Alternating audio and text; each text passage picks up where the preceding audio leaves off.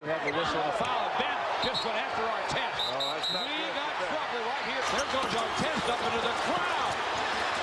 He's absolutely out of his mind. He is not the perfect player. He's not the perfect person, but anybody who knows him well will swear by his loyalty and what a big heart he has. This is Metta World Peace Today, a stark contrast of the man formerly known as Ron Artest. Punch it in.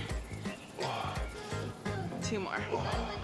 These days, Metta is relaxed, a happy family man leading a more healthy and productive life. I think him retiring, it wasn't as hard of a transition as it is for most. He loves being home. He loves being around the house. Metta, there's few athletes who can, reinvent themselves and come back, stronger than ever. How were you able to do that? I think use your resources, right? So if you're trying to become a CEO, use your resources. Work with people who can help you. If you're trying to become a better person, use your resources. Call your mama, call your brother, call your sister. Being resourceful, because there's always someone out there that would be willing to give their time, right, to help you. So being very resourceful kind of helped me out a lot.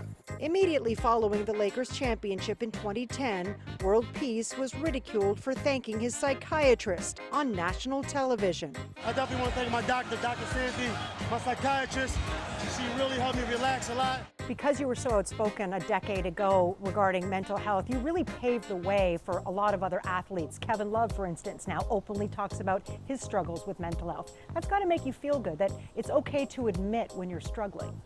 Dennis Rodman helped me a lot, because when he went on Oprah years and years ago, when he told his story, I'm like, oh, I get it. Now I see why you wore the dress. I see why you have the color in your hair. I needed something to inspire me. And when Dennis Rodman was so vulnerable, it made me want to be vulnerable, so I can show my colleagues it's okay to have mental health issues, and it's okay to talk about it. Today, Metta World Peace is working with the Lakers G League team in player development, and most recently, X vs. X Sports, an online community offering sports fans access to underutilized top-tier basketball courts. Even if you work at Starbucks or if you work at IBM and you want to find a good game, right, you can come to xversusxsports.com and we can place you where you want to play. We're building a community, strictly for athletes, and not a professional athlete. An athlete is someone who likes to play sports. We recently lost Kobe Bryant, who was a big fan of yours and a big part of your documentary,